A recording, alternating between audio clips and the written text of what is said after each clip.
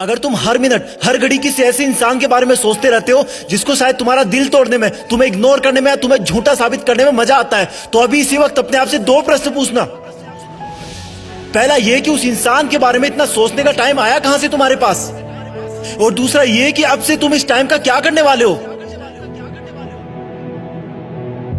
पहले प्रश्न का जवाब मैं तुम्हें दूंगा और दूसरे का तुम अपने अंदर ढूंढोगे। कहां से आया तुम्हारे पास उसको इतना सोचने का टाइम।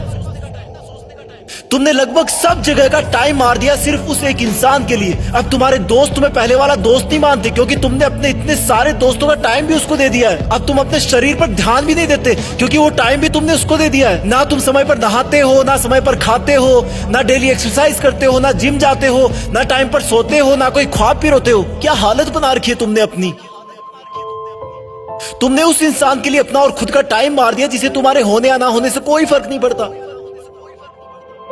तुम्हारी माँ कितना सोचती है तुम्हारे बारे में कि अब ये गुमसुम क्यों है जबकि इसकी कोई अभी एग्जाम भी नहीं है। सोच सोच के थक गई है वो, क्योंकि तुमने अपनी माँ से बात करना बंद कर दिया है। माँ से बात करने का टाइम भी मार दिया तुमने बहुत सपने देखे थे कि लाइफ में ये करूंगा वो करूंगा, लेकिन तुमने वो सपने भी मार दिए क्योंकि जिस टाइम में तुम सपने देखा करते थे वो टाइम भी तुमने उसको दे दिया।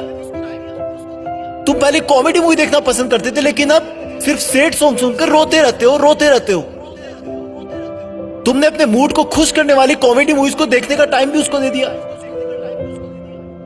तुमने अपना, अपने दोस्तों का, अपने सपनों का, अपनी मेहनत का, अपने माँ बाप का पूरा टाइम उसी एक इंसान को दे दिया जो तेरे बारे में शायद सुनना भी ना पसंद करता हो। क्यों रखा तुमने अपने आप को इतना फ्री। क्यों नहीं दिखी तुझे अपने आप में खुशी।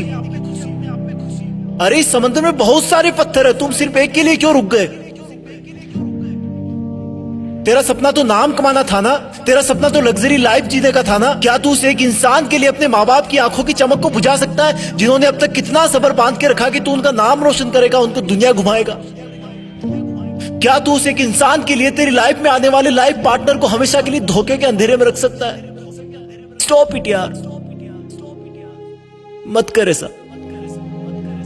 तू इन सब के लिए नहीं बना है। तेरे दिल और दिमाग में सिर्फ तेरा सपना और मंजिल है, उस पर ये लड़का लड़की के गुटरगू वाला चश्मा मत लगा। तेरा नसीब अच्छा है कि वो तेरी लाइफ में नहीं है, क्योंकि ऊपर वाला तुझे उससे भी बहुत बड़ा और अच्छा देने की सोच के रखा है।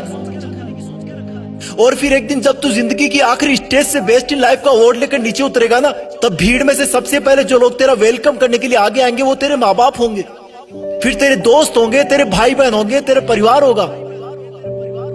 थोड़ी दूर और भीड़ में चलेगा तो तू पाएगा कि वहां पर तेरे साथ काम करने वाले इंसान होंगे। वो गरीब बच्चे होंगे जो तेरे किताबों और कॉपियां देने की वजह से आज सफल हो गए। और आगे चलेगा तो तुझे कुछ ऐसे लोग मिलेंगे जिन्होंने तेरी सफर में बहुत मदद करी होगी। तू उन सबके सामने झुककर उनका शुक्रिया करना।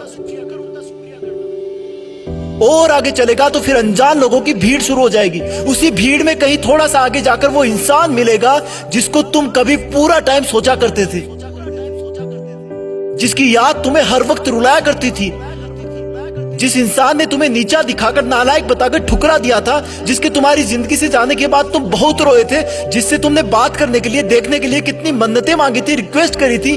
वो इंसान तुम्हें सॉरी बोलना चाहेगा लेकिन नजरें नहीं उठा पाएगा। उसको अपनी गलती का बहुत भयंकर एहसास होगा क्योंकि उसने तुम्हें समझने में बहुत बड़ी गलती करी थी।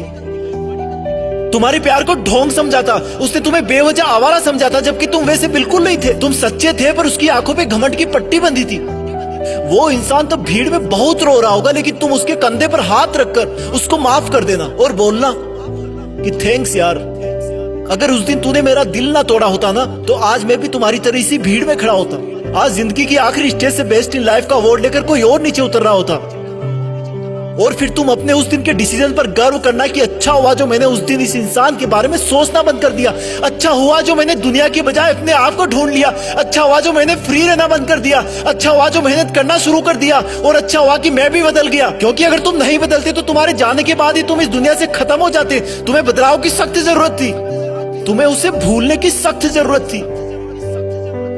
पहले क्वेश्चन का जवाब बस इतना ही था।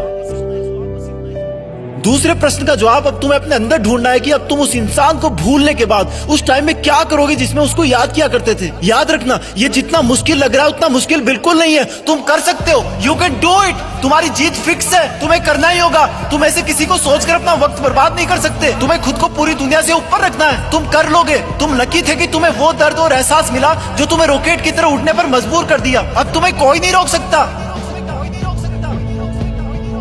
जय हिंद।